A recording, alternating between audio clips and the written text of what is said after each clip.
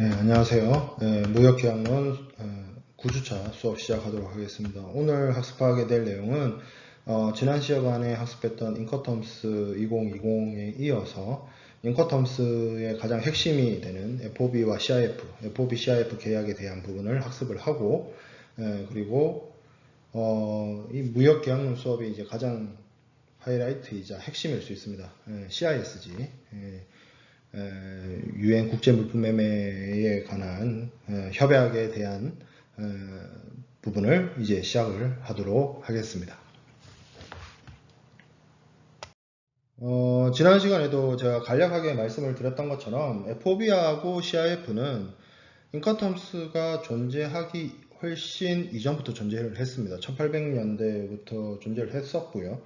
그러다 보니까 이 FOB와 CIF와 관련된 여러가지 계약법적인 간섭과 관례적인 여러가지 내용들이 있습니다. 그래서 이 부분을 뭐 깊게 자세하게 다루기에는 어느 정도 한계가 있지만 그래도 우리가 안 하고 넘어갈 수는 없는 부분이라서 FOB와 CIF의 그 유래와 개념, 전통적인, 그러니까 인커텀스에서 얘기하는, 우리가 지난 시간에 배웠던 인커텀스에서 얘기하는 FOB, CIF와는 다른 원래 FOB와 CIF의 오리지널, 그 오리지널을 좀 학습을 하도록 하겠습니다. FOB 조건이란 거는 본질적으로 해상 조건입니다. 해상에서 사용하기, 해상 무역에서 사용하기 위해서 나타난 것이기 때문에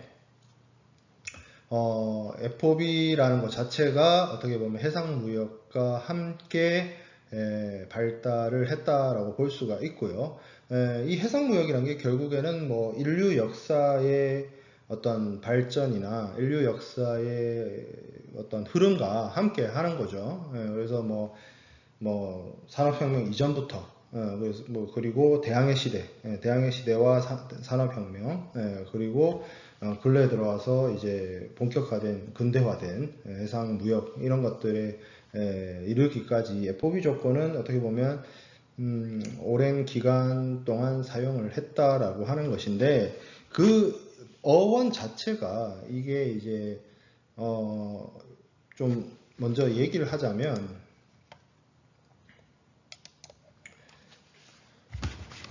이제 범선이라는 게 나타나는데, 우리 범선 뭐 여러분들이 글쎄 영화 그 캐리비안의 해적이라는 영화를 보면 뭐 그거 외에도 뭐 수많은 영화에서 범선이 나오긴 합니다만 이렇게 생겼고, 여기 이제 도시 뭐 여러 개 달려 있는 이런 선박을 이제 보통 범선이라고 하죠.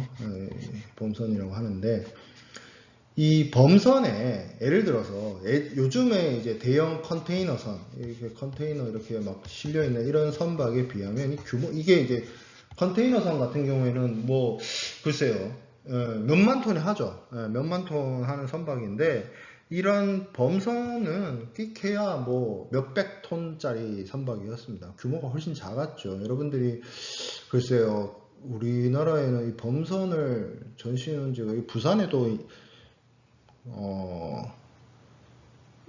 있는지 정확하게 저도 잘 모르겠는데, 그 용호 부두에 우리 부경대학교 그 실험 실습선이 있잖아요.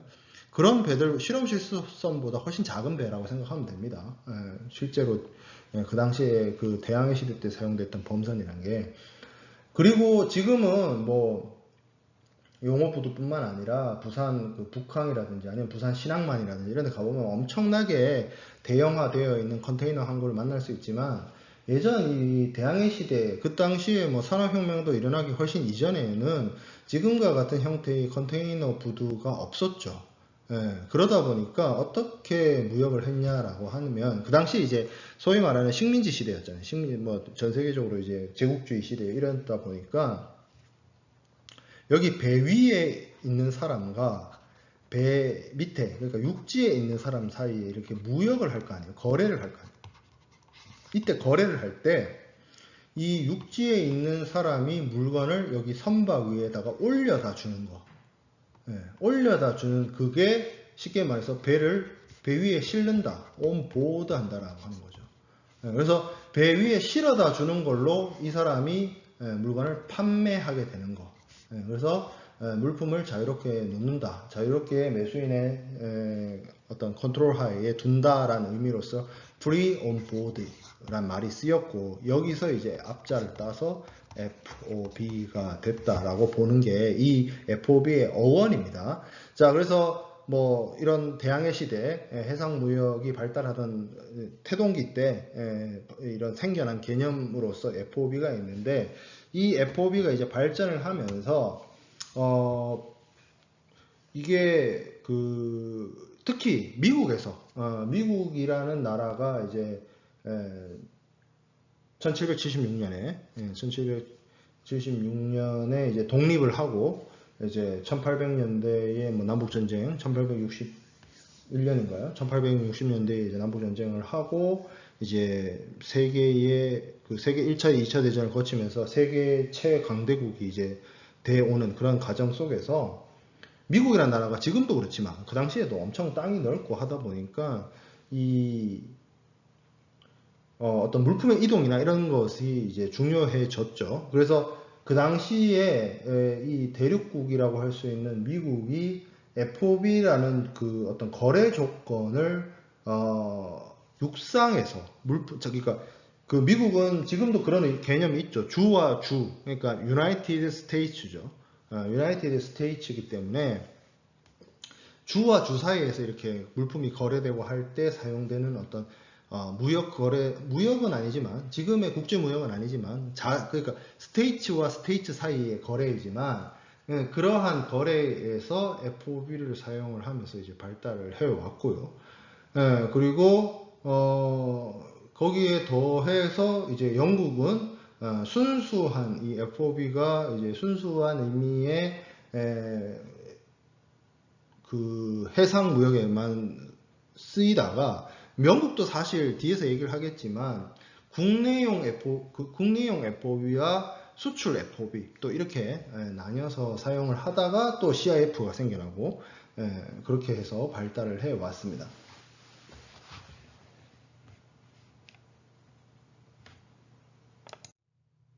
자, FOB 조건의 특성을 좀 살펴보면, 기본적으로 선적지 매매 조건입니다. 선적지 매매 조건. FOB는 선적지에서 물품을 사고 파는 것이다. 그래서 선적지에서 매매가 이행되고, 매매가 이행된다는 말이 물품을 매도인이 매수인에게 물품을 인도하고, 그로서 위험이 이전되고, 거기에 따라서 반대급부로서 매수인이 매도인에게 대금을 지급하는 그러한 조건이다라는 것이고, 현물 인도 조건입니다. FOB는 기본적으로 물품을 매도인이 매수인에게 현실적으로 넘겨주는, 현실적으로 인도해주는 현물 인도 조건으로서 FOB가 사용되어질 수 있고요. 그리고 본선 인도 조건입니다. 본선 인도 조건. FOB 조건은 선적지의 본선상에서 인도가 이루어지게 되는 그러한 본선 인도 조건으로서 사용되어집니다.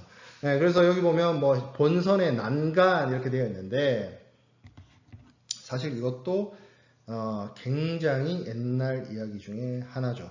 굉장히 옛날 이야기 중에 하나인데 이야기를 안 할 수가 없네요. 자, 이게 인커텀스, 여러분들은 뭐 이제 배울 필요도 없고 뭐 학습할 이유도 없지만, 인커텀스가 원래 10년 주기 개정을 했습니다. 그래서 1980, 1990, 2000, 2010, 2020까지 이르렀는데, 이게 인커텀스 2000까지만 하더라도 무슨 내용이 있었냐면, FOB나 CIF와 같은 조건에서 물품을 본선 적재하기 위해서 선박의 난간, 본선 난간을 통과시키는 걸로 매도인의 인도 의무가 이행이 되는 것이 2000까지가 그랬어요. 그래서 우리 왜 부산항에, 부산 북항이나 신항에서 이렇게 대형 겐트리 크레인 있잖아요. 겐트리 크레인 이렇게 해가지고 컨테이너 이렇게 올려가지고 선박에 실죠. 그거 생각을 해보면, 선박이 이렇게 접안을 하면 이 선박에 난간이 있습니다. 난간. 이거보다 높겠죠, 배가. 이렇게 높겠네요. 이 난간이 있는데, 이 난간을 통과하게 되면, 매도인에서 매수인에게로 물품이 인도되고, 위험 이전되고, 비용이 넘어간다. 그게 2000까지의 기준이었어요. 그래서 이 배의 난간이란 게 요까지 있잖아요. 근데 이 위로 이렇게 가상의 선을 그어서 그걸 이제 여기 있죠. 본선의 난간에서 선박의 난간 위로 가상의 수직선을 그어서 여기를 통과해야 매도인에서 매수인에게 책임이 넘어가는, 물품이 인도되는 그런 규정을 갖고 있었던 게 인커텀스 2000까지였어요. 근데 인커텀스 2020은 어떻게 이렇게 가상의 선을 만들지 않고 어차피 이게 물품이 인도되는 과정에서 뭐 하역업자나 뭐 부두 노동자에 의해서 물품이 들어져서 선박의 자리를 하게 되는 본선 적재가 되어야만 매도인에서 매수인에게로 물품 인도 의무가 이행이 되는 것으로 내용이 바뀌게 되었습니다.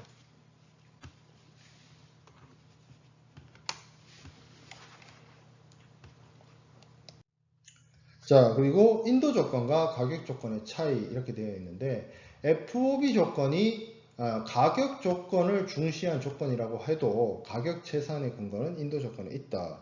이게 왜 이런 이야기가 나오냐면 이 FOB나 CIF나 그 외 인커텀스 조건들은 매도인의 의무와 매수인의 의무를 규정해 놓은 정형거래 조건입니다.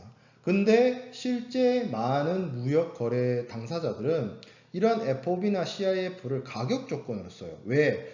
동일한, 이건 앞서서도 설명을 했다시피 동일한 물건에 대해서 FOB 조건을 선택을 하느냐, CIF 조건을 선택하느냐에 따라서 운송비, 보험료, 이것의 부담이 달라지게 되고, 그리고 물품 인도 이후에 추가적으로 발생하는 비용에 대한 어떤 책임이나 부담이 달라지기 때문에 이것을, 그러니까 매도인과 매수인 사이에 정형거래 조건으로 사용되는 것이 아니라 가격 협상을 하기 위한 가격 조건으로 인식을 하는 경우가 있다라는 거죠. 그래서 그거는 사실상 인커텀스를 제대로 활용하지 못하는 것인데 실무적으로 그렇게 많이 본다는 거죠. 그래서 그것이 문제가 되는 것이고, 그리고 사실은 FOB라고 할 때는 그런 가격 조건이라고 보기보다는 인도 조건으로 보는 것이 사실은 바람직합니다. 가격 조건으로 보기에는 여러 가지 어떤 문제가 좀 있을 수 있어요. 물론 사실 FOB는 엄밀하게 따지면 이거를 인도 조건으로 보나 가격 조건으로 보나 그렇게 문제가 없다고도 할 수 있어요. CIF에 비하면. CIF는 정말 제가 지난 시간에도 여러분들 그림을 통해서 우리가 학습을 했다시피 매도인과 매수인의 어떤 위험 부담의 분기점과 매도인이 비용을 책임져주고 비용을 대신 내줘야 되는 분기점이 달랐죠. 우리가 인커텀스 조건 중에서 C가 알파벳 대문자 제일 첫 번째 글자가 C로 시작하는 애들은 그런 차이점이 있었죠. 그런 경우에는 진짜 인도 조건과 가격 조건에 좀 차이가 발생을 하는데 FOB 경우에 사실 세부적인 사항에서 달라진다 하더라도 좀 그렇죠. 차이가 적기 때문에 그런 부분이 좀 있긴 있습니다. 그러나 이제 학습을 하는 입장에서는 인커텀스는 인도 조건, 물품의 인도 조건이지 가격 조건을 의미하는 것은 아니다라는 것을 분명히 해두길 바랍니다. 자, 다양한 FOB 조건에 대해서 보도록 하겠습니다. 우리가 인커텀스상의 FOB를 살펴봤습니다. 지난주에. 근데 분명히 알아둬야 될 것은 인커텀스상의 FOB가 다가 아닙니다. 지난 시간에 우리가 봤던 FOB는 FOB 뒤에 Name the Port of Shipment, 그러니까 선적항을 적도록 하는 그 전통적인 인커텀스의 FOB였는데 이 ICC가 제정한 인커텀스 훨씬 이전부터 존재했던 FOB들이 있습니다. 그게 이제 영국의 고유한 클래식한 FOB, 그리고 수출 FOB 이런 것들도 있고, 그리고 미국은 미국 독자적인 국내 거래 주와 주 사이를 넘나드는 그런 거래에서 사용하기 위한 미국 통일상법전상의 FOB와 개정 미국 무역정의의 FOB가 있는데 이것만 보더라도 우리가 알고 있는 여러분들이 알고 있는 지난주에 학습했던 인커텀스상의 FOB랑 달라요. 많이 다르죠. 예, 보면 Place of Shipment 여기 선적지죠. FOB 1번이 FOB Place of Shipment 두 번째 FOB Place of Destination 목적지입니다. 세 번째 FOB Vessel Car 운송수단을 적고 있어요. 사실 이 세 번째 FOB의 이 베슬도 이게 선적지에 있는지 목적지에 있는지에 따라서 또 달라질 수 있죠. 뭐 그건 둘째 치더라도 지금 두 번째 FOB 같은 경우는 아예 이건 뭐죠? 선적 인도 조건이 아니죠. 양육지 인도 조건이 됩니다. FOB 목적지를 쓰도록 되어 있죠. 그래서 이거는 FOB가 어떻게 보면 프리 온보드의 그 어원 그대로 쓰이는 게 아니라 하나의 어떤 거래 조건, 더 나아가서 단순한 정형화된 거래 조건으로 살아있는, 존재하는 그런 단계라고 볼 수 있어요. FOB라는 그 단어가 가지는 원래 그 의미보다는 그냥 거래 조건으로 쓰이게 되는 겁니다. 그래서 여기 이 지정된 FOB 뒤에 오는 장소까지 매도인이 물건을 가져다 두는 조건. 근데 그 장소는 선적지가 될 수도 있고 양육지가 될 수도 있고 어느 운송수단이 될 수도 있는 뭐 그런 식으로 쓰인 거죠. 그리고 개정 미국 무역 정의에 쓰인 FOB들도 마찬가지입니다. 뭐 인랜드 캐리어 내륙 운송수단이죠. 그리고 named inland point of departure 출발하는 내륙 지점 뭐 그런 거죠. 그런 의미로 이렇게 사용된 거고 여기 5번 같은 경우는 FOB vessel named point of shipment 선적지의 선박 이런 뜻이죠. 그러면 사실 이 5번 FOB가 개정 미국 무역정의의 이 5번 FOB가 사실 인커텀스 상의 FOB랑 또 비슷하다고 할 수 있는데 또 비슷하다고 할 수는 있는데 그렇다고 해서 똑같지는 않습니다. 자, 이게 이제 미국의 FOB고 영국의 FOB가 또 있어요. 영국은 이 FOB가 사실은 국내 FOB, 국내에서 사용하는 FOB가 먼저 나타났습니다. 매도인은 본선을 이렇게 뭐 하는 게 아니라 단지 매수인이 수배한 본선상의 물품을 선적해주기만 하면 되는.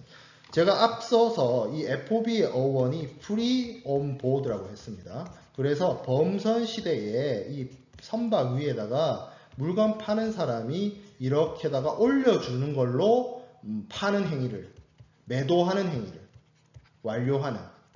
그러고 나면 돈 받고, 나는 그러니까 물건 파는 사람은 배 위에다가 물건 올려주고 돈 받으면 거래가 완료되는 그러한 형태. 그게 이제 프리 온보드였는데 말 그대로 그대로예요. 매도인은 어떤 뭐 수출 의무라든지 뭐 관련된 그런 제반 의무, 선박 수배 이런 걸 하는 것이 아니라 그냥 매수인이 가져다 온 이 선박 위에 이제 배 위에 타고 있는 사람, 선장, 이쪽 선장이 매수인이 되는 거죠. 쉽게 말해서. 이 매수인의 선박에다가 그냥 물품을 적재해 주는 걸로 끝나는 그게 이제 고유의 FOB였고 수출 FOB는 여기에 더해서 이 매도인이 예를 들어서 뭐 수출과 관련된 통관 의무라든지 그런 것들을 추가해서 실질적으로 국제화된 무역에 맞게끔 조금 변형된 게 수출 FOB입니다. 당연히 지금 인커텀스 상의 FOB는 고유한 원래 클래식한 그 FOB가 아니라 수출 FOB의 개념이 지금의 인커텀스 상의 FOB로 넘어오게 된 것이죠.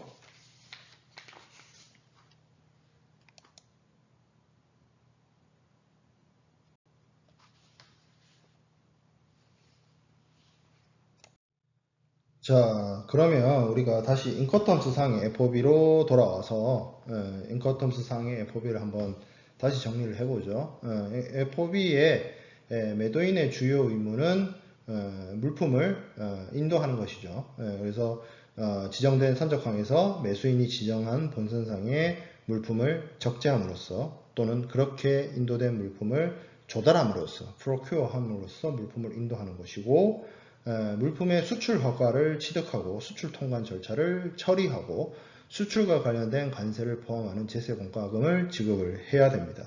그래서 아까 그 영국의 국내 FOB, 고유 FOB와 수출 FOB의 차이가 이 부분이에요.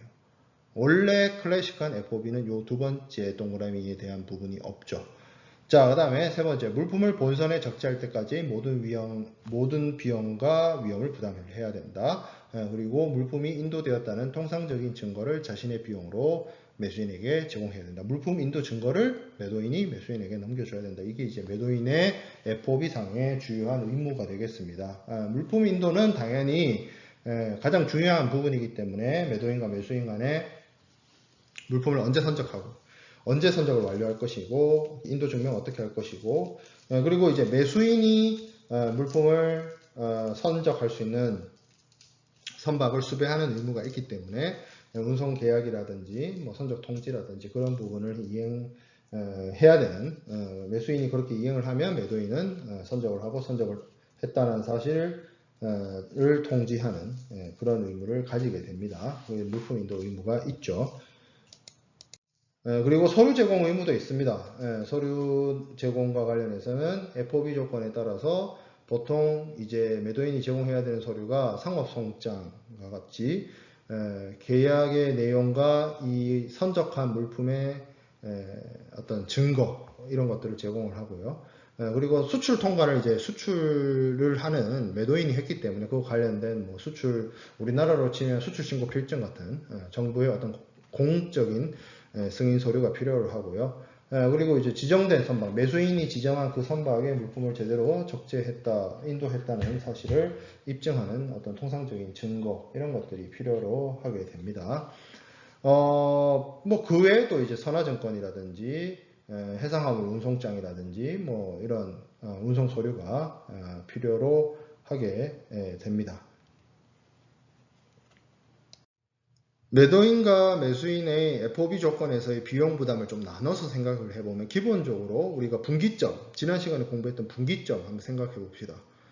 그러면 매도인이 본선 적재할 때까지 발생하는 비용을 부담하고 매수인은 본선에 대한 운송 계약부터 시작을 해서 그 물품의 본선 적재 이후 발생하는 비용을 매수인이 부담을 하죠. 그래서 첫 번째, 물품 인도 완료 시까지의 비용, 선적항에서 물품을 운송해서 적재하는 데 들어가는 비용인데 여기 보면 THC라고 되어 있습니다. Terminal Handling Charge라고 하는 거고 부두 사용료, 월페이지. 그러니까 우리 부산항이나 그러니까 부산항에 이제 보면은 여러분들이 겐츄리 크레인이 있는 그 부분을 보죠. 북항이나 신항만에.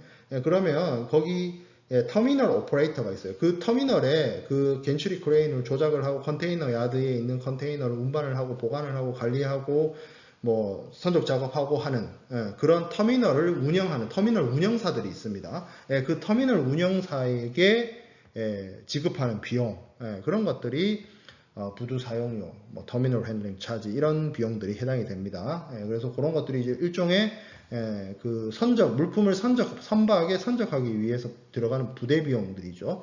그래서 그런 것들이 이제 선적 비용이고 수출과 관련된 여러 가지 통관 비용. 물론 한국의 경우에는 수출하는 물품에 관세를 부과하거나 하진 않습니다. 하지만 뭐 그래도 여러 가지 재관 비용들이 발생할 수 있고요. 뭐 정부의 인증을 받아야 되는 물품이 있어요. 수출할 때 정부 인증을 필히 득해야 되는 어떤 물품들이 있습니다. 그건 뭐 전략물자라고 하는데 대외무역법상 전략물자 같은 경우에 수출하기 위해서 정부로부터 인증이나 이런 것들을 받아야 되는 경우가 있는데 그런 경우에는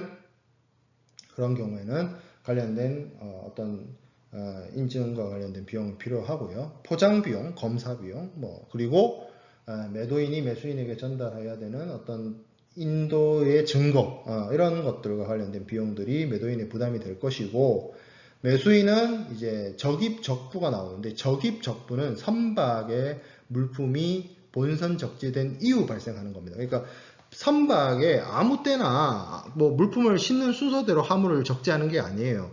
배라는 거는 바다 위를 떠다니는 이 운송수단이기 때문에 화물을 무게 중심이나 이런 것들을 고려해서 제자리에 화물을 정 위치에 올려둘 필요가 있습니다. 그러다 보니까 제대로 된 곳에 화물을 위치하게 하는데 필요한 작업들이 적부, 적입 뭐 이렇게 얘기를 합니다. 그래서 그것과 관련된 그걸 이제 스토웨지 뭐 이렇게 얘기를 하는데 그것과 관련된 비용은 이제 매수인의 비용이 되는 것이고 뭐 선화증권과 관련해서 매수인이 왜 선화증권을 취득을 하겠어요? 매수인이 운송계약을 체결했기 때문에 그래요. 그래서 실질적으로 선화증권 취득과 관련된 비용, 원산지 증명과 관련된 뭐 영사서류라든지 이런 것들, 서류 관련된 비용, 그리고 운송을 매수인이 계약을 했기 때문에 관련된 해상보험료, 그리고 수입할 때 발생하는 관세, 그리고 필요한 경우에 선적증 검사 이런 것들, 수입국에서 강제하는 어떤 선적증 검사 비용과 관련된 부분도 매수인의 비용 부담이 됩니다.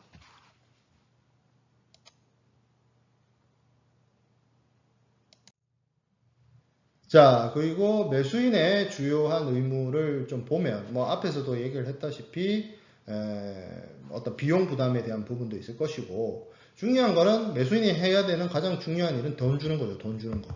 대금 지급해야 되고, 그리고 매수인이 해상운송 계약을 체결해야 되는 의무를 인커텀스 상에서 규정하고 있기 때문에, 그래서 적절한 시기 내에 운송인과 운송계약을 체결하고, 그 단순하게 운송계약 체결하는 걸로 끝나는 게 아니라 매도인이 물품을 그 선박에다 적재를 해야 되기 때문에 매도인에게 이 운송계약 체결과 관련해서 선박 명의라든지 뭐 운송인의 명의라든지 이런 것들에 대해서 충분히 통지를 해야 됩니다. 매수인이 매도인한테. 왜? 운송계약을 체결한 사람이 매수인이니까 매도인이 그 화물을 적재할 선박을 입에다 실어라 라는 걸 알려줘야 된다는 거죠. 그리고 본선에 화물이 적재된 이후부터 발생하는 모든 위험과 비용은 매수인의 부담이 되는 것입니다. 그게 이제 매수인의 주요 의무고요. 수입 통관해야 되는 것도 매수인의 주요 의무이고요. 자, 근데 FOB의 경우에 이게 우리가 방금 본 게 인커텀스 상의 FOB예요. 인커텀스 상의 FOB. 근데 이 인커텀스 상의 FOB와 우리가 앞에서 봤던 뭐 수출 FOB, 영국의 고유 FOB, 클래식 FOB, 그리고 미국의 어떤 통일상법전상에 존재하는 FOB, 이게 다 다른 FOB입니다. 똑같은 FOB인데 그 내용이 다르다는 거예요. 그리고 여러분들은 지난주에 우리가 그림으로 FOB를 봤죠. FOB가 이런 거다라는 걸 봤는데 이게 여러 가지 문제가 있어요. 뭐 첫 번째, 해상운송계약상의 어떤 실무와 인커텀스 상의 FOB가 차이가 발생을 합니다. 자, FOB 조건에서는 기본적으로 선박의 수배나 선박에 지정하거나 해상운송계약을 매수인이 체결하도록 되어 있어요. 매수인이 선박을 예약하고 그 선박은 그러니까 매도인으로 하여금 물품을 적재할 선박이 뭐다라는 것을 매수인이 지정하게 되어 있는데 이게 문제는 매도인이 수출국에 있고 매수인이 수입국에 있잖아요. 쉽게 말해서 예를 들어서 한국에 있는 사람이 물품을 수출하고 미국에 있는 사람이 물품을 수입한다고 쳤을 때 한국 부산항에서 미국 LA까지 가는 그 선박의 운송 계약을 미국 사람이 체결하는 게 인커텀스 상의 FOB란 말이에요. 쉽게 말해서. 근데 이 부산항에서 출발하는 선박이라는 것을 그 운송 계약을 체결하고 그 선박을 수배하는 것이 이 부산항이 위치하고 있는 한국에 있는 사람이 편하냐, 미국 사람이 편하냐는 거예요. 당연히 상식적인 수준에서 생각을 해 봤을 때 한국에 있는 수출자가 수출을 하는 항구에서 부산항에서 쉽게 말해 부산항에서 운송업체를 컨택을 해가지고 선사를 컨택해서 운송계약을 체결하는 것이 훨씬 편하다는 거예요. 그러다 보니 어떻게 된다? 매수인이 그러니까 그 운송 비용과 관련된 부담을 매수인이 한다 할지라도 실질적으로 운송 계약은 매도인이 체결하는 경우가 실무에는 많다는 겁니다. 그렇게 돼버리면 무슨 문제가 차이나죠? 실제 어떤 계약과 관련해서 운송 계약을 매도인이 하는 그러면 인커텀스 상의 FOB는 매수인이 운송 계약을 체결하는데 실무적으로는 매도인이 운송 계약을 체결하는 것이 편리하니까 매도인이 체결하는 실질적인 FOB의 사용과 인커텀스가 말하고 있는 FOB가 달라지게 되는 문제가 발생을 합니다. 그게 이제 그 해상 운송 계약 간의 차이가 되는 것이고 대금 결제상의 차이도 발생을 해요. 기본적으로 뭐 FOB 조건에서 하한 어음을 통한 어떤 뭐 대금 결제 방식이 이루어지게 되는데, 기본적으로 FOB는 앞서도 얘기했다시피 매도인이 물품을 본선에 적재하고, 그러면 이게 현품 인도, 현물 인도기 때문에, 상징적 인도가 아니라 현품 인도기 때문에 물품을 본선 적재하면 대금을 받아야 돼요. 근데 그게 어렵다는 거죠. 그래서 어떻게 한다? 하한 어음 치결 제도. 우리가 앞선 시간에 공부했던 신용장을 이용한 하한 어음 치결 제도가 이용을 하게 되는 겁니다. 근데 하한 어음 치결 제도라는 게 신용장 방식이 됐든 추심 방식이 됐든 결국에는 어떻게? 매도인이 매수인으로 하고요. 쉽게 말해서 채권자가 채무자로 하여금 돈을 내도록 한어음을 발행해서 돈을 회수해오는 게 하한어음 제도였어요. 돈 받아야 되는 사람이 돈 줄 사람한테 돈 주세요라고 해서 돈 받을 사람이 돈 주는 사람한테 끊어주는 서류가 한어음이라고 했어요. 근데 그냥 그렇게 보내면 돈을 뭐 청구하는 건데, 그냥 그렇게 보내면 나 돈 안 줘 해버리면 문제가 생기잖아요. 그래서 뭐가 필요하다 그랬어요. 한어음을 보낼 때 그냥 안 보내고 뭐가 필요하다? 인질이 필요하다고 했죠. 한어음의 인질이 제가 뭐라 그랬죠?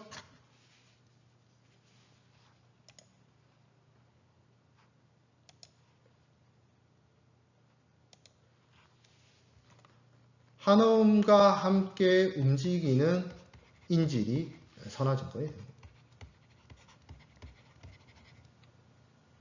이게 매도인은 수출국에 있고 매수인은 수입국에 있기 때문에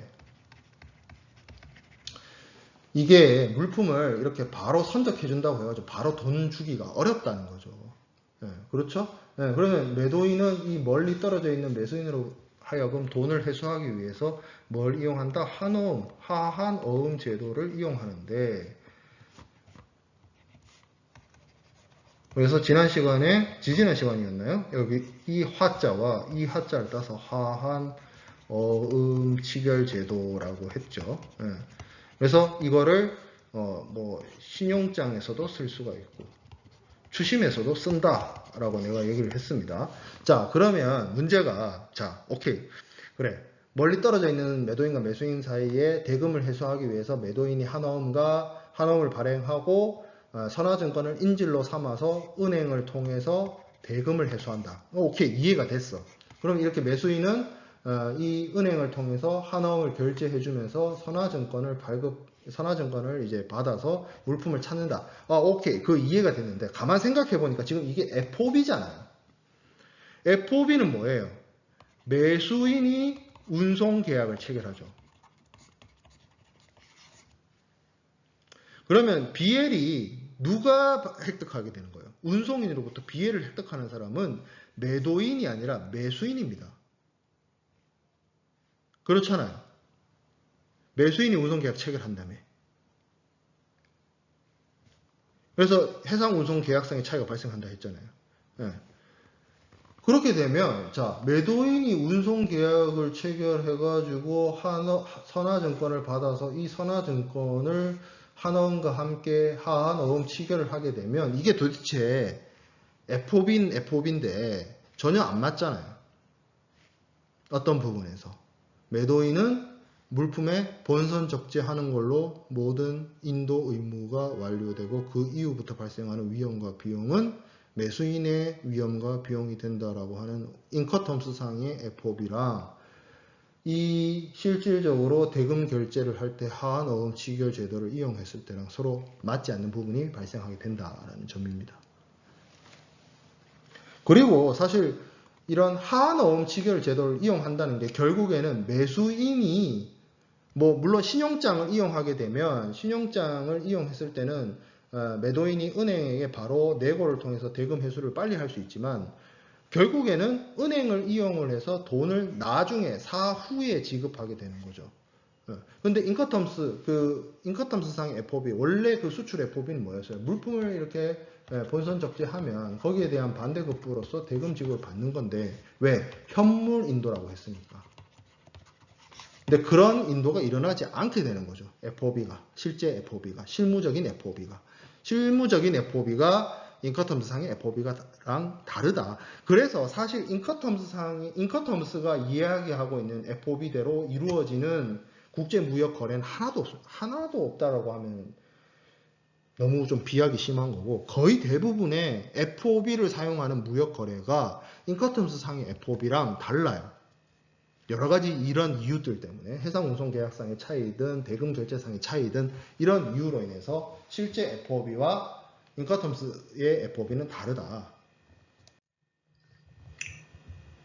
그 외에도 매도인이 추가 의무를 이행하는 경우가 있습니다. 예를 들어서 매도인이 송화인으로서 해상운송계약을 체결하고 선화증권을 취득 제공하는 경우, 아니면 매도인이 수출업자로서 수출 허가를 받고 수출 통관을 지급하는 뭐 그런 의무, 이런 것들을 쉽게 말해서 매도인이 추가적으로 인커텀스에 규정되어 있는 FOB랑은 다르게 이거 외에도 여러 가지 뭐 환율과 관련된 한거래 약정을 한다든지 뭐 보험과 관련된 보험 수배를 한다든지 말은 FOB인데 실무적인 그러니까 실제 계약에서 FOB를 통해서 계약을 하는데 매도인과 매수인 간의 약속과 약정으로 의해서 뭐 그리고 그런 것들 다 인정을 해줍니다. 당사자 자체의 원칙에 따라서 인커텀스상의 FOB가 규정하고 있는 매도인의 의무보다 훨씬 많은 의무를 이행하는 경우가 있더라는 거죠. 그렇게 되면 인커텀스상의 FOB와 실제 FOB가 괴리가 발생하고 차이가 발생하는 겁니다. 자, 그래서 FOB 유형에 따른 당사자 책임 범위를 좀 살펴보면 기본적으로 클래식한 아주 엄격한 FOB는 매도인은 기본적으로 물품을 프리 온 보드 할 때까지의 어떤 모든 비용과 위험을 부담하는 것이고요. 그리고 본선 적재하는 것이고 그 본선 적재하기 위한 여러 가지 선적 비용을 부담을 하는 것인데 그 이후부터는 매수인의 책임이고 매수인의 비용으로 하는 것이죠. 근데 여기서 운송과 관련돼서 매도인의 추가 부담이 늘어날 수 있습니다. 뭐 BL을 취득하는 부분 아니면 수출 통관, 수출 인증과 관련된 부담을 매도인이 한다든지 아니면 여기에 더 나아가서 물품을 목적지까지 선적하는 데 들어가는 여러 가지의 어떤 비용들을 매도인이 부담할 수도 있어요. 그래서 선복수배하고 운송계약 체결하고 운임을 먼저 돈 주고 사실 여기서 운임을 매도인이 책임을 지게 되면 이건 더 이상 이제 FOB가 아니죠. CFR이나 뭐 CIF로 가는 거죠. 특히 여기 보험계약 및 체결까지 해버리면 정말 CIF죠. 그래서 FOB가 말은 FOB인데 뭐 들여다보면 매도인이 운송계약을 체결하고 있고 매도인이 뭐 여러 가지 부대 비용을 지급하고 있고 그런 FOB가 실무에서 많이 있더라는 거죠. 그렇게 돼버리면 인커텀스상의 FOB와 많은 괴리가 발생하게 되고 그렇게 실제 FOB 사용되는 FOB가 인커텀스상의 FOB랑 달라졌을 때 문제가 있느냐? 문제가 없어요. 문제가 없긴 해요. 왜? 이런 부분들을 매도인이 추가적으로 부담하는 것을 매도인과 매수인이 합의하에 그렇게 했다라고 하면 당사자가 그렇게 합의했기 때문에 FOB, 실제 인커텀스 FOB랑 다른 FOB를 쓰더라도 아무런 문제가 없어요. 그런데 만일 그렇게 인커텀스상의 FOB와 다른 내용들을 매도인과 매수인 간에 합의해서 그렇게 매도인이 부담하기로 했다면 그 내용을 반드시 계약서나 어디든 기재하거나 뭐 일반거래 조건 협정서에 적거나 하는 것이 좋습니다. 그렇지 않으면 이유는 여러 가지 분쟁의 발생의 원인이 됩니다. 계약서상에는 그냥 인커텀스 FOB라고 써놨는데 매도인이 운송계약을 체결했다. 그러면 그리고 그 매도인이 실제 운송계약을 체결한 사실에 대해서 계약서에 별다른 내용이 없다. 그러면 계약서와 실제 계약의 내용이 달라지게 되는 겁니다. 인커텀스상의 FOB에서는 매수인이 운송 계약을 체결할 의무가 있기 때문에 그런 부분이 달라지게 된다면 그 달라진 부분을 반드시 계약서에 기재를 해야 된다는 거죠. 그리고 많은 방식의 많은 사례와 많은 대다수의 FOB를 이용하는 무역 거래가 인커텀스에 규정되어 있는 FOB와는 다른 형태로 FOB가 진행이 됩니다. 자, 그 다음에 보게 될 내용은 CIF 계약 조건입니다. CIF 계약 조건인데 CIF는 FOB가 생겨난 이후에 얼마 되지 않아서 한 50년 뒤에 영국의 판례에 문헌상으로 나타나는 것이 등장을 합니다. 그리고 이 CIF라는 게 결국에는 FOB를 모체로 해서 FOB에다가 우리가 방금 직전에 본 것처럼 FOB에서 매도인이 부담하는 어떤 추가 의무가 나게 되면서 생겨난 게 사실상의 오늘날의 CIF예요. 그래서 1862년에 FOB 플러스 매도인이 운송계약, 운송비용 부담, 그리고 보험계약 체결, 보험료 부담을 하는 조건의 형태로 나타난 게 CIF였다는 거죠. 1860년대에. 자, 그래서 CIF를 다시 이야기를 하면 Cost Insurance Price 이거의 약자죠. 그래서 FOB에다가 플러스 알파 뭐예요? 목적항까지 운송료, 보험료 이거를 부담하는 운임 보험료 포함 조건이 CIF다라는 겁니다.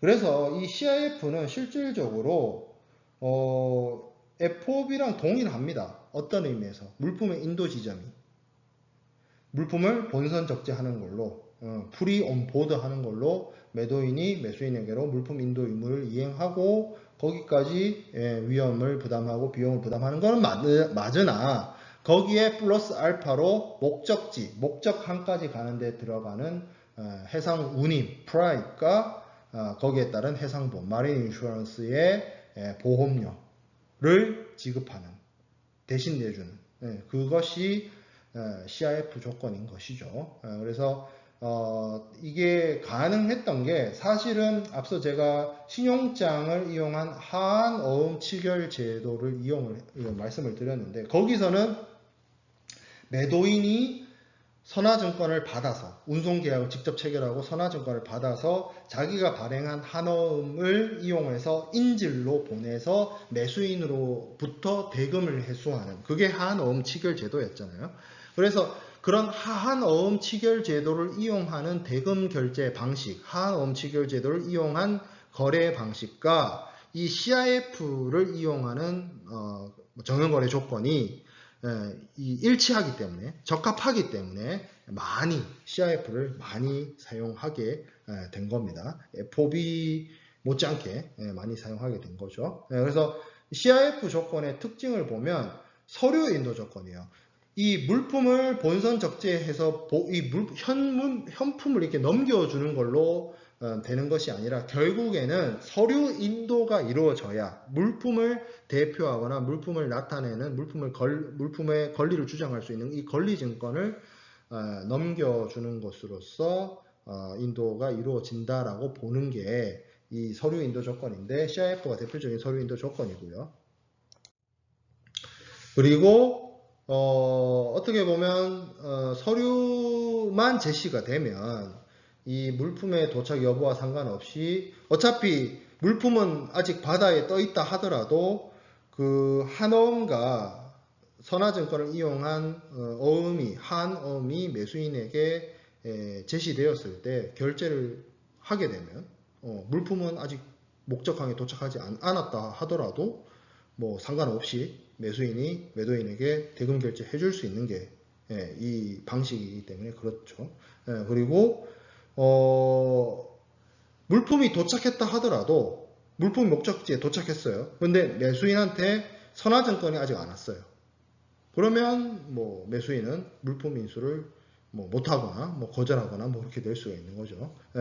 그러나 이 서류를 통해서 선화증권이라는 이 서류를 통해서 매도인이 매수인에게 이 선화증권과 한어음을 이용해서 매수인이 매도인으로 하여금 대금 결제를 받는 그러한 방식인 것은 분명하나 본질적으로는 선적지 인도 조건입니다. 물품을 본선 적재할 때 매도인으로부터 매수인에게로 위험이 이전되게 되고, 매도인이 추가적으로 목적항까지 들어가는 해상 운임과 해상 보험료를 대신 내주는 거지, 그 외에 물품의 본선 적재 이후 추가적으로 발생하는 비용의 부담은 다시 한번 강조하지만 매수인의 몫입니다. 매수인의 몫.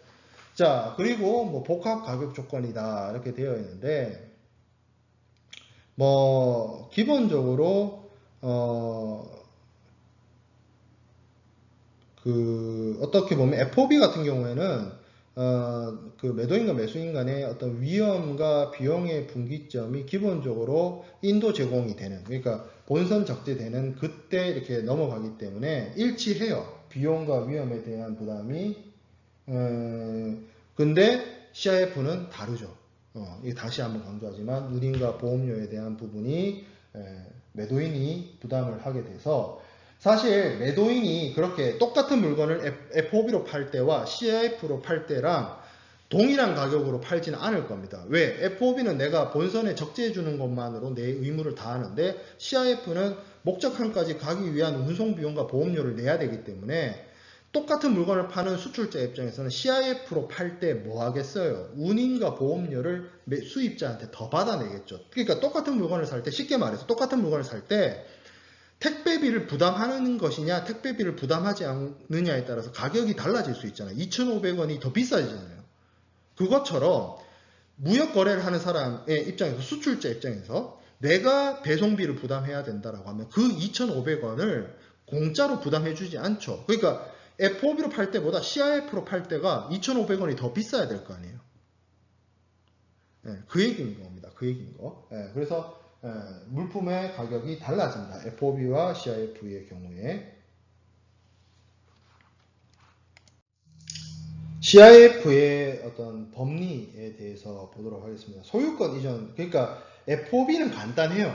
왜? 본선 적재하는 걸로 끝. 거기서 매도인 끝. 그 다음부터 매수인. 이게 간단하잖아, 사실은. 근데 CIF는 그렇지 않아요. 복잡한 문제가 있습니다. 이게 물품을 본선 적재했는데, 그래서 배가 출발을 했어요. 그리고 매도인은 본선 적재했으니까 인도 의무를 다 했다, 위험 비용 다 매수인 거다, 이렇게 얘기를 했잖아요.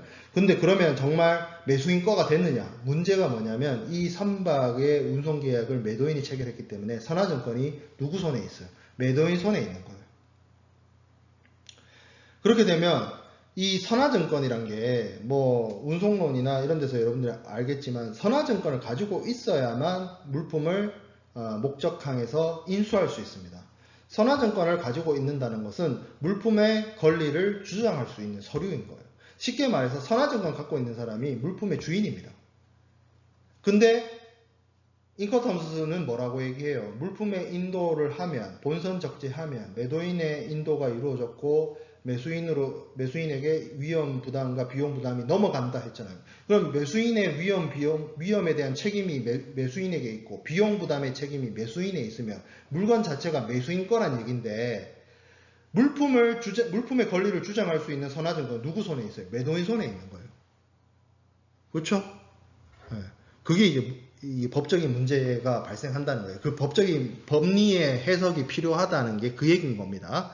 자, 매도인 지시식 선화증권인 경우에는, 매도인 지시식의 선화증권이란 건 뭐예요? 선화증권의 어떤 권리 이전, 권리 주장이 누구 손에 달렸다는 겁니까? 매도인이 지시하는 사람이 선화증권의 주인이란 얘기입니다. 매도인 지시식이란 게.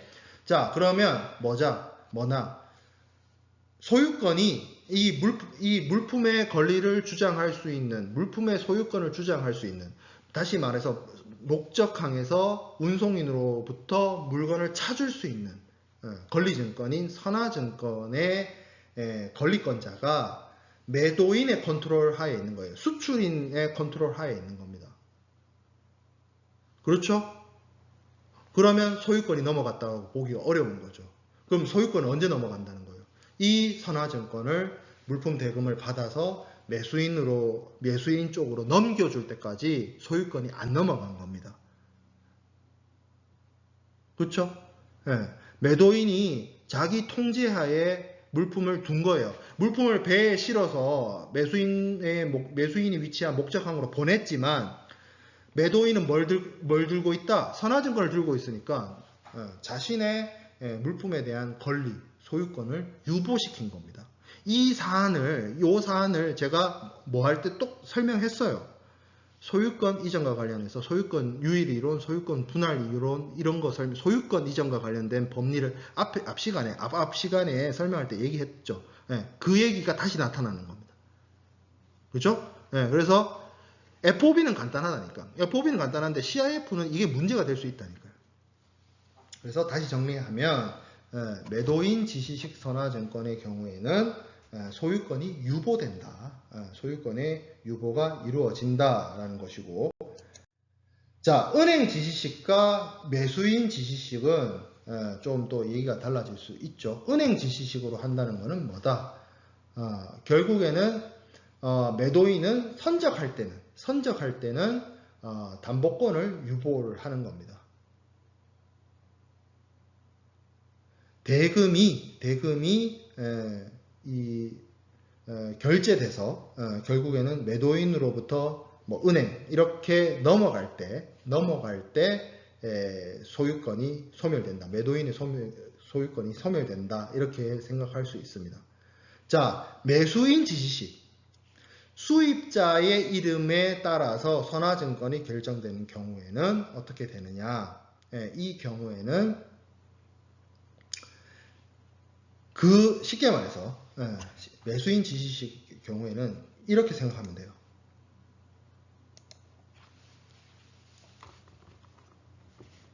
들고 있는 사람이 소유권자입니다.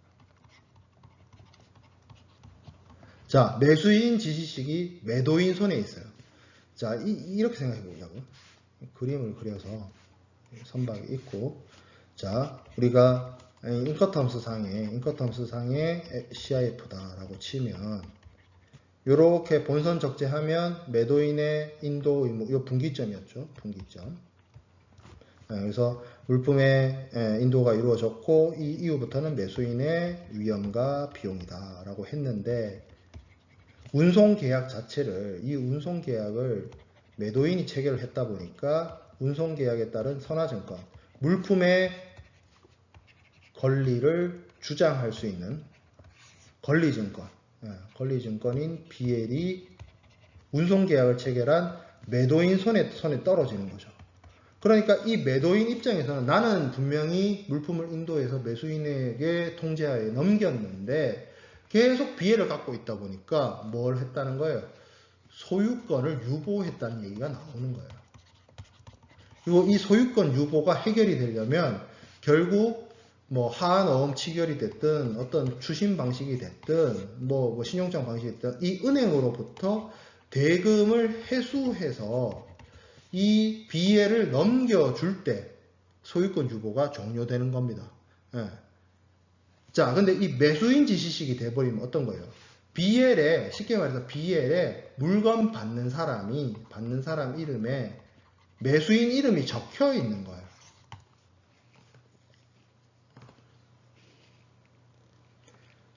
그러니까 이 BL이 매도인 수중에 있으면 상관이 없는데, 예를 들어서 다른 곳으로 흘렀다라고 했을 때, 이 BL의 주인이 딱 적혀 있잖아요. 누구로? 매수인으로. 그러면 이렇게 자기 물건 받는 사람 이름에 매수인이 적혀 있는 BL의 경우에는 이 매수인이 들고서 운송인에게 제시하면 바로 물건을 받아갈 수 있습니다. 뭐 했거나 말거나 상관없이 매수인이 은행이든 매도인이든 누구한테든 대금을 지급했는지 여부와 상관없이, 대금 지급 여부와 상관없이, 이 말이 있죠. 대금을 지불받기도 전에 매수인에게 임의로 인도했으면, 이 BL이 매수인이 아직 돈을 주지도 않았는데 이 BL이 매수인 손으로 넘어오면 BL 자체가 매수인 지시식으로 되어 있기 때문에 어떻게 된다? 매수인이 그냥 물건 찾아갈 수 있습니다. 그러니까 이 매수인 지시식 선화증권을 발행하면 매도인이 소유권을 유보시킬 의사가 없다라고 보는 거죠.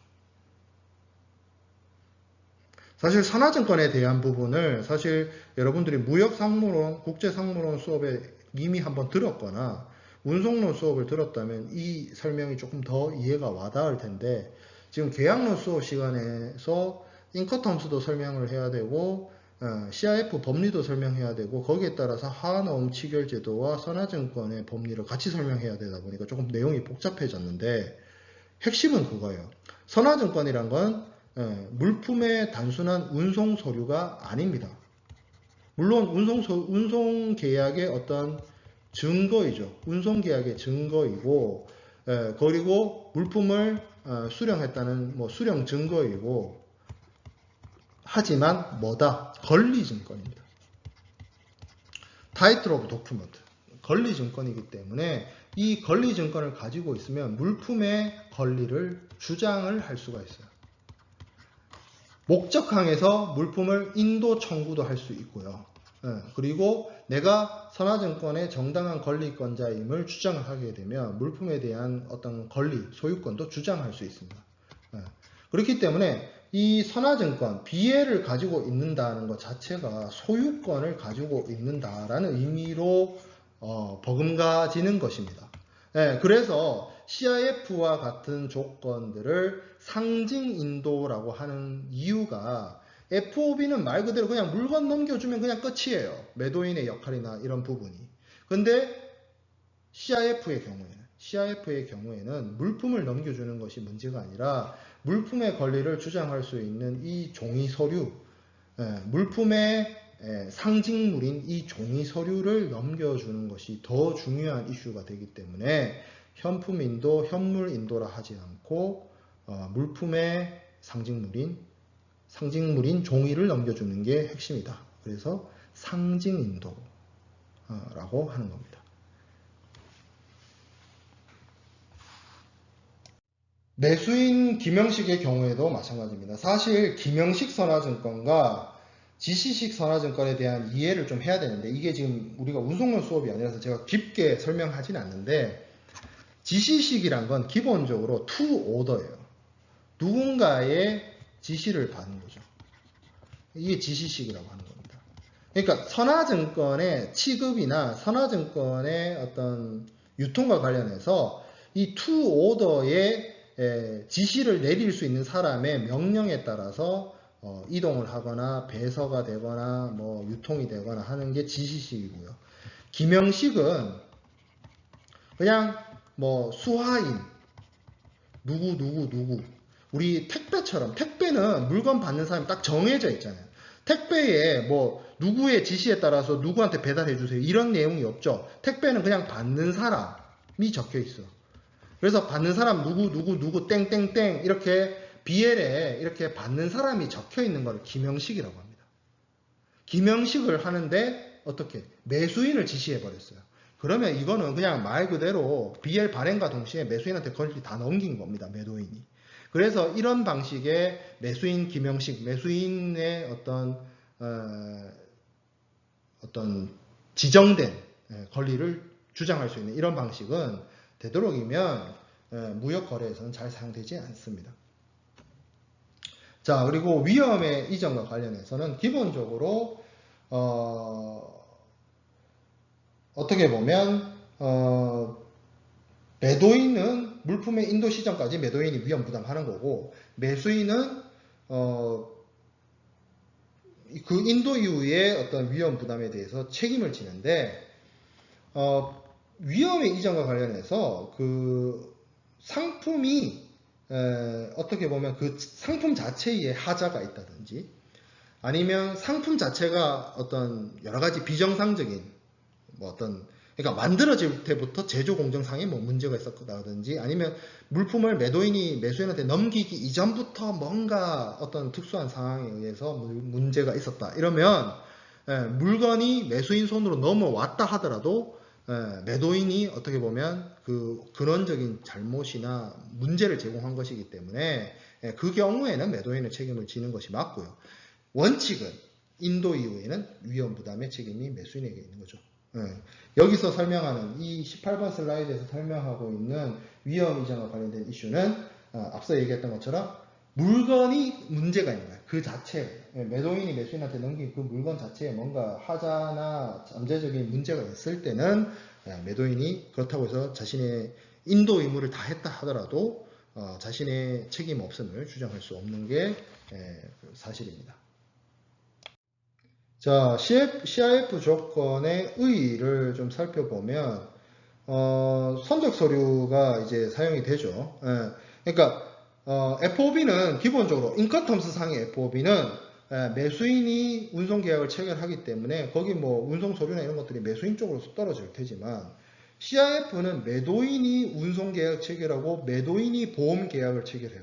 그러면 운송 계약 체결의 결과인 선화증권, 보험 계약의 체결의 결과인 보험증권이 누구 손에 떨어지느냐? 매도인 손에 떨어집니다. 그러면 이 서류를 그러니까 이 물품 수출과 관련해서 운송과 관련된 운송 서류, 보험과 관련된 보험 서류를 매도인이 계속 가지고 있을 이유가 없죠. 결국 누구한테 줘야 돼요? 매수인한테 주고 자기는 돈 받아오면 그만이죠. 그래서 이 하한어음 취결과 관련해서 서류를 보낼 때 한어음을 채권자인 수출자인 이 매도인이 한어음을 발행해서 돈 줄 사람한테 돈을 뜯어올 때, 돈 뜯어온다기보다 돈을 회수해 올 때 인질들을 보내잖아요. 그 인질의 대표가 선화증권이긴 하지만 선화증권 외에 나머지 기타 서류들도 함께 넘어갑니다.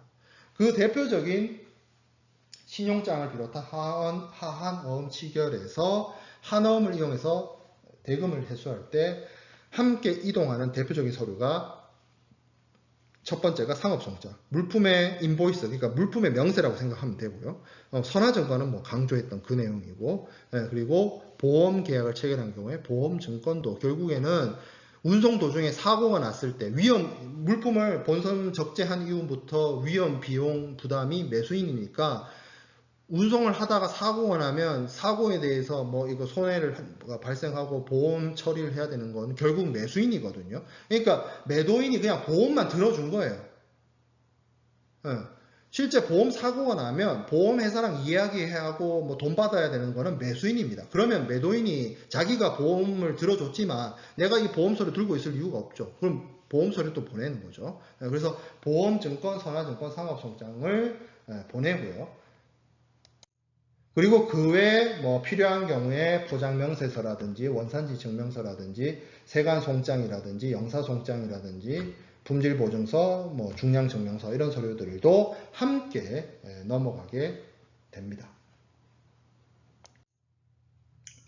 자, 인컨텀스상의 CIF와 관련된 매도인과 매수인의 의무를 좀 보면 뭐 이거는 뭐 계속 강조를 했다시피 일단 기본적으로 물품을 본선 적재하고 그렇게 하는 것이고 거기에 더해서 여기 세 번째, 네 번째 동그라미에 있는 것처럼 합의된 목적지까지의 운송비, 해상운임 계약 체결해서 운임을 지불하고 그리고 보험계약 체결해서 보험료를 지급해야 되는 것이고 매수인은 당연히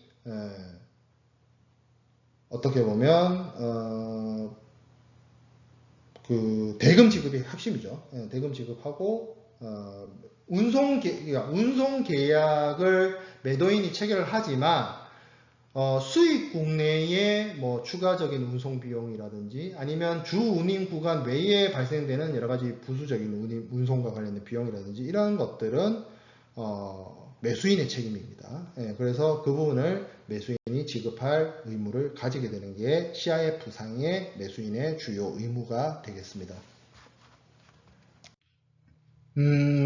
FOB만큼이나 CIF도 변형이 많이 일어납니다.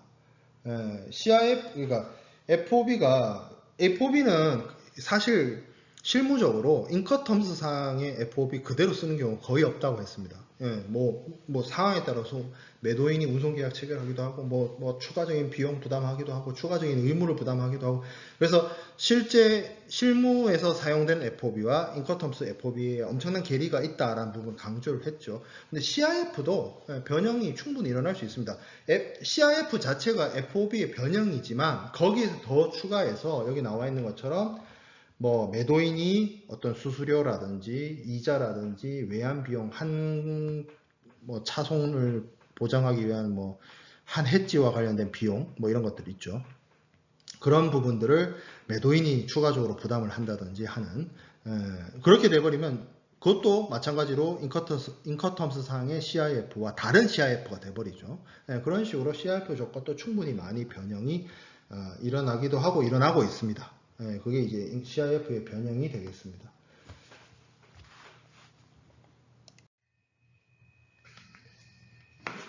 이제 우리가 학습하게 될 내용은 CISG입니다. CISG의 내용을 학습을 하고 그리고 이제 뭐 프러스트레이션과 관련해서 이행 불능, 이행 뭐 force measure 그런 불가항력 조항 뭐 이런 부분을 학습을 하면 이제 계약론의 뭐 수업 내용이 다 완료됐다 이렇게 보면 되는데 사실 그 어떻게 보면 무역 계약의 조건이나 소유권의 이전과 관련된 여러 가지 법리들 이런 부분들 그리고 인커텀스와 관련된 FOB CIF의 내용들 요렇게까지가 이제 중간고사에 해당되는 범위였고 CISG부터는 어떻게 보면 이제 뭐 제가 원래 생각했던 처음에 이제 코로나 사태 이전부터 생각했던 기말고사에 해당되는 범위이고 그리고 제가 부경대에 와서 계약론 수업을 맡겠다 하고 이제 계약론 수업을 이제 준비를 할 때 가장 꼭 이거를 제대로 하고 계약론 수업을 마쳐야겠다라고 생각했던 부분이 CISG입니다. CISG를 좀 여러분들이 무역학 개론에서는 안 다뤘을 가능성이 크고요.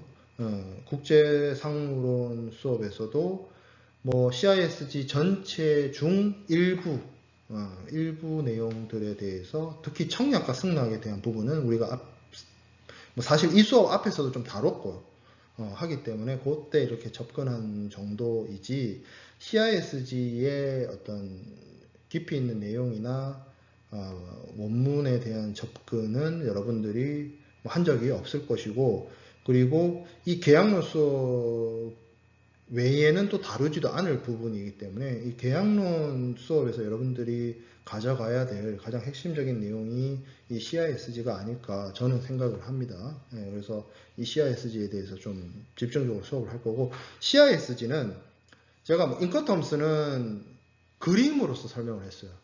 그림으로서 설명을 했고 사실 우리가 공부를 할 때 여러분들이 여러 가지 방법을 동원을 합니다. 그렇죠? 그 암기에도 여러 가지 방법이 있어요. 뭐 누구는 글자를 이렇게 연상을 해가지고 글자에 뭐 그런 얘기 있잖아. 앞글자 따서 외운다.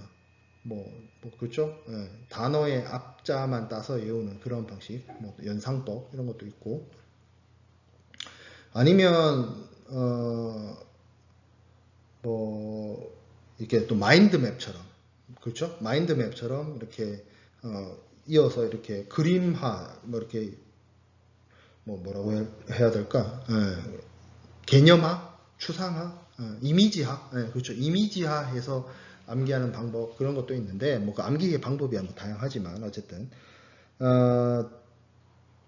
뭐 두 가지 다 방법이 효율적이죠. 뭐 그거는 뭐 개인적인 취향이라서 뭐가 좋고 나쁘고를 떠나서 뭐 잘 모르겠는데 좀 이미지화해서 보는 것이 좀 간단히 정확하게 머릿속에 남길 수 있다고 생각이 들기 때문에 인커텀스는 제가 이제 원문 텍스트보다는 그림으로서 분기점을 기준으로 여러분들이 매도인의 의무와 매수인의 의무를 이렇게 나눠서 그 그림을 내 머릿속에 집어넣고 11개의 그림을 머릿속에 집어넣고 차이점과 공통점 이런 거 찾아가면서 학습을 하면 가장 이해가 빠르다고 생각이 들고 근데 CISG는 그림으로 외우기에는 한계가 있어요. 왜냐면 원체 텍스트가 많고 그 안에서 다루는 내용들이 좀 많기 때문에 되도록이면 CISG의 경우에는 제가 중간중간에 이렇게 정리를 해놓은 표들이 있습니다.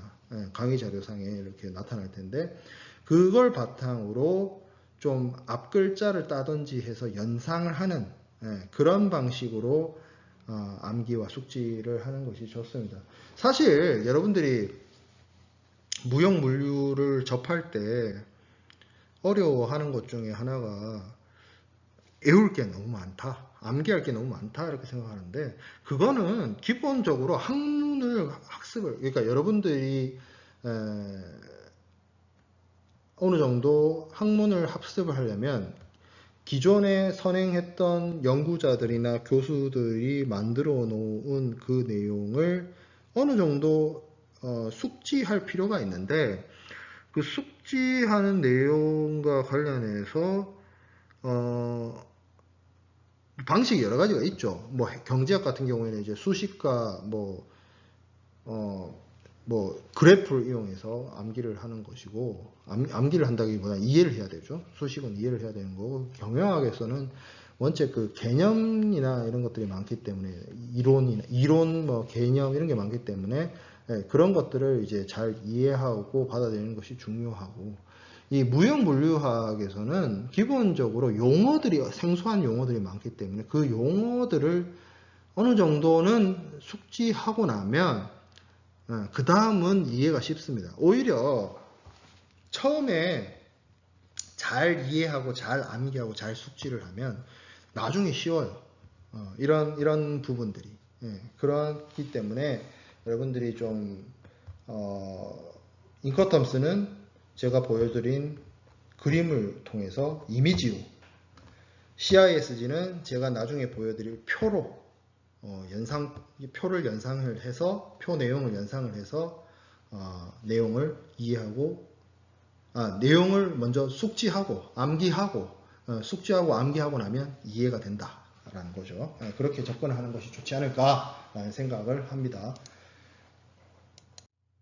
자, 그러면 CISG를 시작을 하도록 하죠. 오늘은 본격적인, 오늘 FOB, CIF 저거 한다고도 거의 1시간 넘게 수업 녹화를 했고, 사실 그 부분이 간과하지 못할 정도로 여러분들이 한테 어려운 내용이긴 합니다. 그래서 오늘은 본문은 못 나가고 그냥 CISG의 어떤 개괄적인 내용과 총론적인 부분에 대해서만 언급을 하고 넘어가도록 하겠습니다. CISG는 기본적으로 정식 명칭이 국제 물품 매매 계약에 관한 UN 협약입니다. United Nations Convention. 그러니까 UN, 국제연합의 조약, 협정이고, 뭐에 대한 거냐? Contract for the International Sales of Goods. 상품, 여기서 goods는 상품이에요. 상품의 매매, 물품의 매매의 어떤 매매? 국제적인 매매. 인터내셔널한 세일. 물품의 인터내셔널한 세일에 대한 계약의, 그런 계약, 물품을 국제적으로 매매하기 위한 계약에 관한 UN 컨벤션입니다. UN 협약입니다. 그래서 UN 국제무역법위원회, 운시트라라고 합니다. Commission on International Trade Law, 트레이드 로에 대한, 인터내셔널 트레이드 로에 대한 UN의 커미션이에요. 이 운시트랄은 쉽게 말해서 여러분들 UN 산하기구, 유네스코라든지 또 뭐 있어요? 유니세프, 이런 UN 산하의 어떤 그 위원회라고 생각을 하면 됩니다.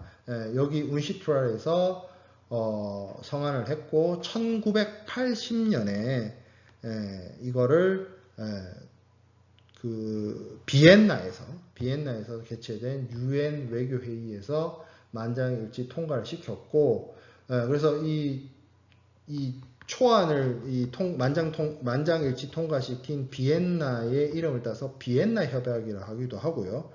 아니면 이 앞자를 따서 UNC, 그러니까 United Nation Convention 할 때 UNC, 그 다음에 contract 할 때 C, 그리고 for the international 할 때 I, 그리고 sales of goods의 SG. 그래서 UNCCISG라고 하거나 아니면 그냥 CISG라는 이름으로 호칭을 하고 있습니다. 1988년부터 발효가 됐고요. 한국은 2004년 2월 17일 날 비준을 했고 2005년 3월 1일부터 이 협약의 효력을 발휘하고 있습니다. 2005년부터. 그래서 이것은 대한민국 정부가 헌법에 의하면, 우리나라 헌법, 대한민국 헌법에 의하면 한국 정부가 외국 혹은 외국에 있는 국제기구와 체결한 협정, 협약, 조약은 국내법과 동일한 효력을 가진다라고 되어 있어요. 대한민국 헌법에. 그래서 뭐 FTA, 한국이 다른 나라랑 체결한 자유무역 협정들, 이것도 당연히 외국화의 협정이기 때문에 국내법과 동일한 효력을 가지죠. 당연히 이 UNCISG, 이 국제물품매매 계약에 관한 UN 협약도 한국 정부와 UN 간의 이런 협약이기 때문에 대한민국의 국내법과 동일한 효력을 가지는 국제협약입니다. 그런 우리나라 내의 법적인 위상이 있고요. 이 CISG에 수많은 국가들이 가입을 해 있는데 미국, 중국, 일본, 독일, 프랑스, 네덜란드, 한국, 이탈리아, 브라질, 러시아 웬만한 나라들이 다 들어와 있어요. 근데 이제 여기 가입 안 한 나라들이 몇 나라 있습니다. 영국, 뭐 인도, 남아공 이런 나라들은 아직 가입을 하지 않았어요. 특징이 영국이거나 아니면 예전에 영국의 영향력 하에 있었던 국가들의 경우에는 몇몇 나라들이 자국의 그 일반적인 그 우리가 알고 있는 영미법상의 상거래법하고의 여러 가지 충돌이나 그런 문제가 있어요.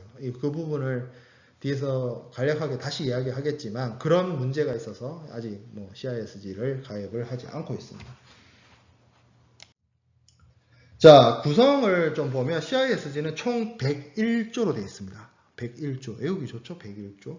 근데 89조부터 101조는 이 협약의 가입, 효력, 뭐, 그리고 그 협약의 내용 배제, 뭐 그런 거예요. 효력과 관련된 내용. 협약의 효력과 협약의 어떤 뭐 가입, 뭐 이런 것과 관련되어 있기 때문에 실질적으로 물품 매매 협약, 그러니까 물품 매매 계약과 관련된 부분은 1조부터 88조까지의 내용이 거의 대부분입니다. 그래서 우리 수업에서도 거의 이 부분 1조에서 88조에 해당되는 내용들 위주로 볼 겁니다.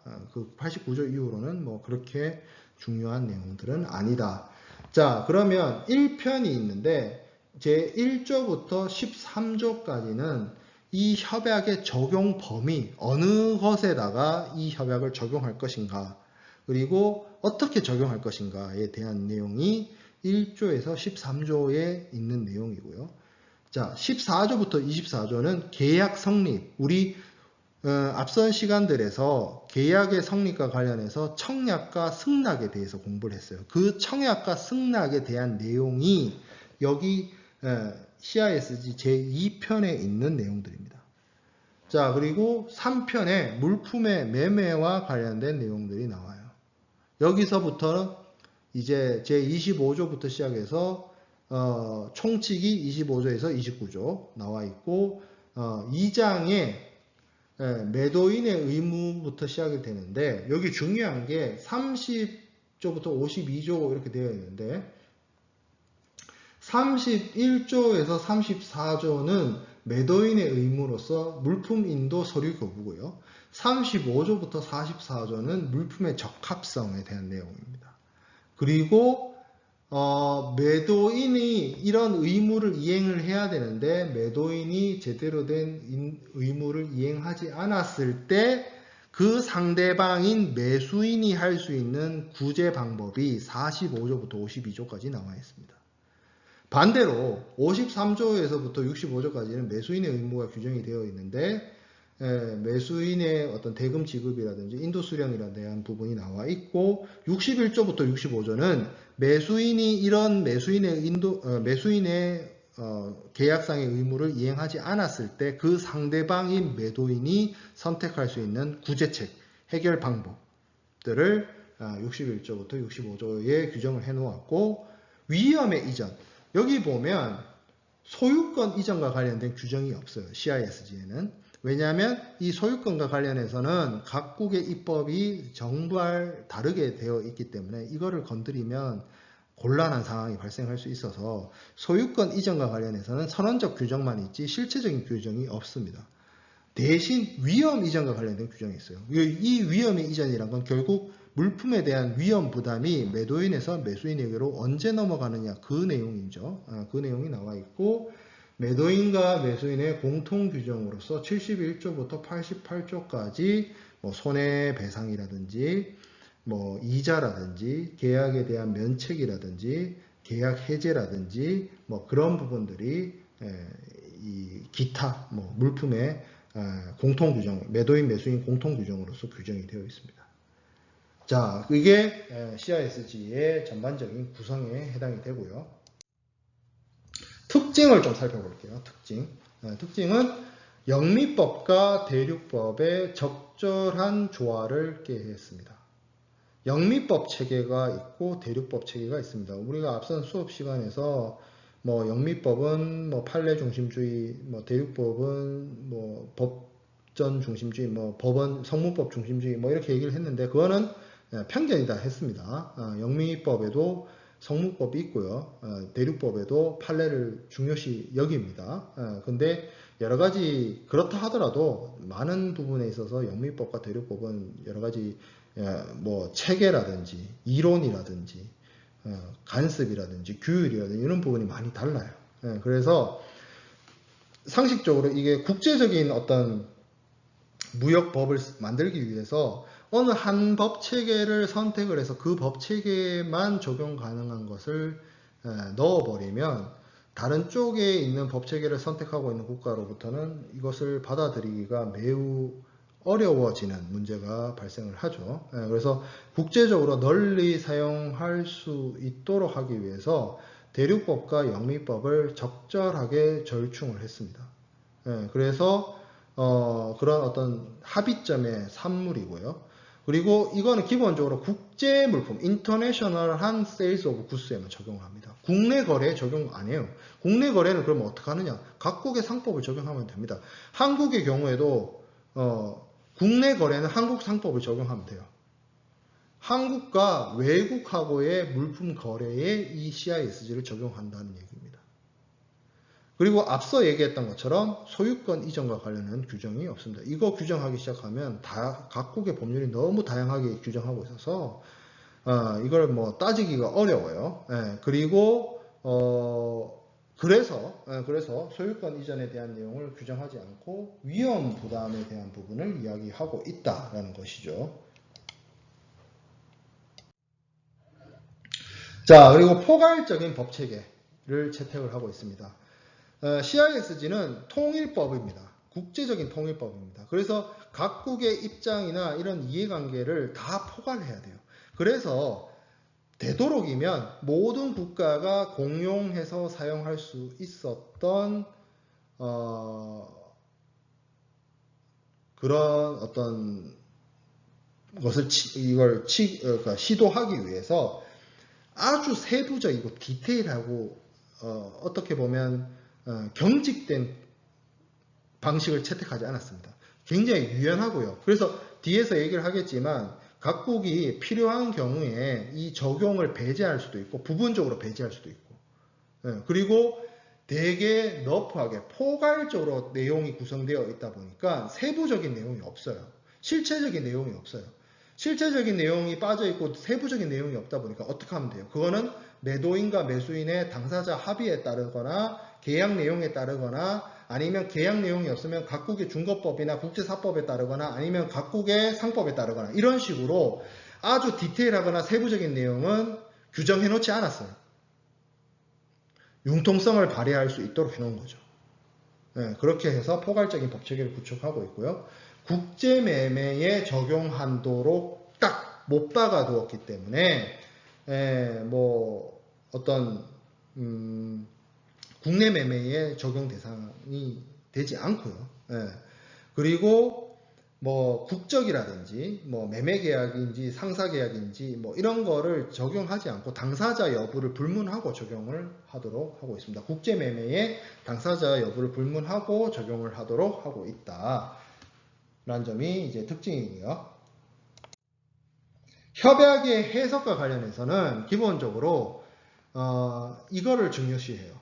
7조에 있는 내용인데 국제적인 성격, 이 협약이 가지고 있는 국제적 성격과 그리고 적용상의 통일을 촉진할 이 협약은 통일법이다. 그리고 이 법은 국제법이다. 라는 것을 강조를 하고 있다는 거죠. 그 원칙 하에서 협약을 해석하라는 거죠. 이 협약을 해석을 할 때. 그리고 제가 앞에서 얘기했던 것처럼 협약이 굉장히 너프하게 구성되어 있고 포괄적으로 구성되어 있고 아주 세부적이고 디테일한 내용은 규정이 안 돼 있는 경우가 많다라고 했습니다.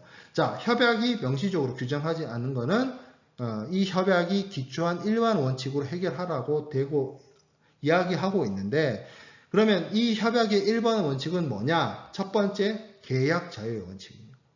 당사자 자체의 원칙입니다. 당사자 합의한 게 있으면 그걸 따르라. 그래서 매도인은 뭐 해야 되고 매수인은 뭐 해야 되고에 대해서 매도인은 A, B, C를 해야 된다라고 딱딱딱 선언은 하고 있는데 그 A를 어떻게 할지, 언제 할지, 구체적으로 뭐 할지는 규정해 놓지 않았어요. 이 CISG가.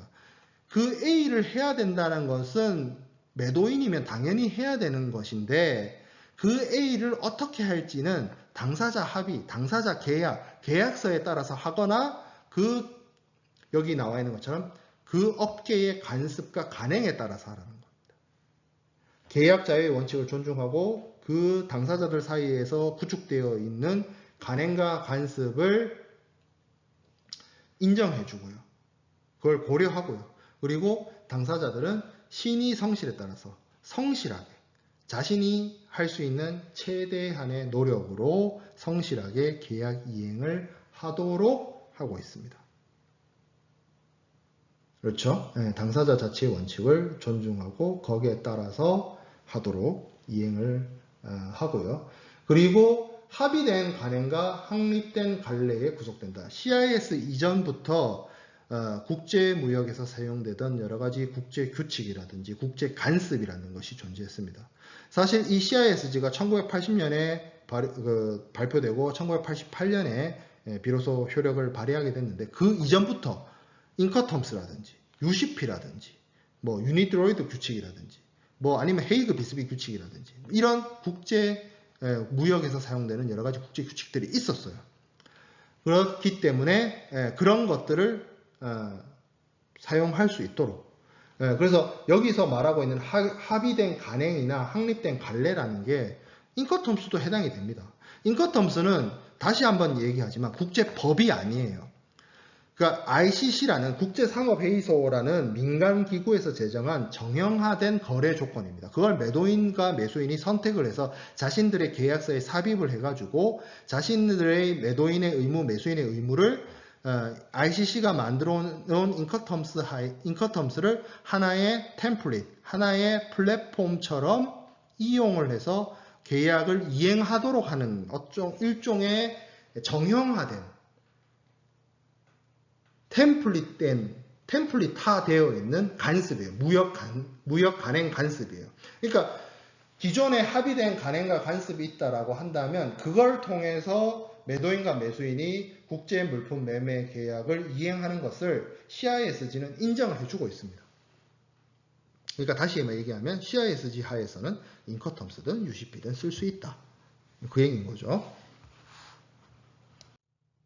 자, 그리고 대륙법계는 기본적으로 계약 성립과 관련해서 청약의 구속력을 그리고 영미법계는 청약의 구속력을 약간 부정하고 있습니다. 이걸 디테일하게 설명하진 않겠어요. 그래서 CISG는 요거를 절충을 합니다. 그래서 경상의 원칙을 수용을 하되 실질적 변경이 아닌 응답은 승낙으로 간주합니다. 그러니까 어떤 청약과 완전히 일치해야 된다라고 하는 것이 경상의 원칙인데 그 경상의 원칙의 예외를 인정해 주는 거죠. 그렇죠? 그 부분에 대해서는 우리가 계약 성립에 대해서 청약과 승낙 우리 앞선 시간에 설명할 때도 제가 간단하게 설명하고 넘어갔었는데 그 자세한 내용들을 우리가 계약 성립 파트에 해당되는 2편을 얘기할 때 다시 한번 이야기하도록 하겠습니다. 그리고 뭐 약인 이론, 이거 영미법에 약인 이론에 대한 부분을 수용을 하지 않았어요. 그거는 뭐 이렇게만 이야기하고 넘어가도록 하겠습니다. 예, 그리고 계약 중심적 접근 이렇게 되어 있는데 계약의 그러니까 당사자들 사이에 존재하는 계약, 매매 계약, 매도인과 매수인 사이에 존재하는 매매 계약, 이게 중심이 된다. 이거에 의해서 접근을 해라. 계약을 거기에 대한 내용을 중심으로 이행을 하고 접근을 해야 된다. 그래서 어떤 강행법, 그러니까 매도인과 매수인 사이에 적용되는 어떤 강행법, 외부적인 그런 어떤 내용이 아니라 그 둘 사이에 존재하는 매매 계약을 중점적으로 기준으로 해서 적용을 하도록 규정하고 있습니다. 그리고 되도록이면 일단 성립된 계약을 좀 지속하도록, 되도록이면 계약이 깨지지 않도록, 계약이 없어지지 않고 되도록이면 좋게 이행되어질 수 있도록 계약 유지의 원칙을 채택하고 있어요. 그래서 쉽게 말해서 다시 얘기하면 쉽게 계약 해제를 못하게 돼 있어요. 되도록이면 계약을 유지해라. 되도록이면 계약을 유지하고 계약 의무와 관련돼서 미진한 부분이 있고 계약이 제대로 이행되지 않은 부분이 있으면 그 부분에 대해서 어떤 하자를 보완하거나 하는 식으로 해결을 해라. 마지못해 계약 해제하도록. 어떤 계약 해제를 쉽게 하지 못하도록 억제하고 있습니다. 계약을 되도록이면 좋게 유지하려고 하는 그런 성향이 있고요. 그리고 계약 불이행과 관련해서 이제 손해배상, 상대방이 계약 불이행을 하면 거기에 대해서 내가 손해배상 청구를 하고 그 사람이 나한테 이제 내가 입은 실질적인 피해에 대해서 손해배상을 해야 되는데 그 계약 불이행과 관련해서 당사자가 고의로 했는지 실수로 했는지 모르고 했는지 상관하지 않아요. 모르고 했다 하더라도 실수로 했다 하더라도 상대방에게 피해를 입혔으면 손해배상을 하도록 하고 있습니다. 자, 그리고 위험의 이전에 대해서 소유권 이전과 관련해서 이런 소유권 이전에 대한 규정이 없기 때문에 어떤 위험 이전과 관련해서는 물품의 인도 시점 기준으로 한다든지 매수인의 이미 처분하에 놓였을 때를 기준으로 한다든지 이런 식으로 물품의 인도, 물품의 수령 이런 것들을 기초로 해서 그 시점을 기준으로 위험의 이전 시점을 잡고 있습니다.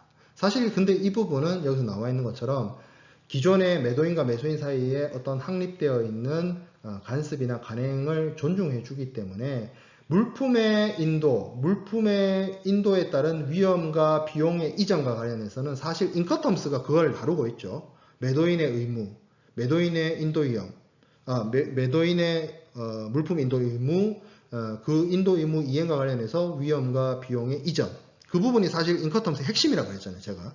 그래서 이 위험의 이전과 관련된 부분은 인커텀스를 인정하고 있기 때문에 사실 실질적으로 매도인과 매수인 사이에서의 위험 이전은 인커텀스를 따르는 것이 맞겠죠. 자, 그래서 우리가 인커텀스에 대한 어떤 총론, 특징에 대해서 간략하게 살펴봤고 이제 다음 시간부터는 본격적으로 인커텀스에 대해서 인커텀스가 아니라 CISG에 대해서 1조부터 시작을 해서 각 조문을 살펴보고 그 각 조문의 핵심적인 키워드에 대해서 내용들에 대해서 제가 설명을 하고 그리고 이제 그걸 이제 요약 정리하는 그런 시간들을 한 3주 정도 3주 정도 3, 4주 정도 가지게 될 것 같습니다. 그렇게 하고 이제 계약 불이행, 프러스트레이션, 포스 메저 조항 관련된 부분을 최종적으로 다루고 이제 종강을 하게 될 가능성이 매우 큽니다. 이번 주부터 사실 난이도가 확 올라갔다라고 느끼는 경우도 있을 거예요. 그렇기 때문에 교재가 있으면 교재를 중심으로 아니면 이제 강의 자료를 중심으로 학습을 하고 그리고 미리 사전에 얘기를 하면 CISG 같은 경우에는 지금 교재에 없어요.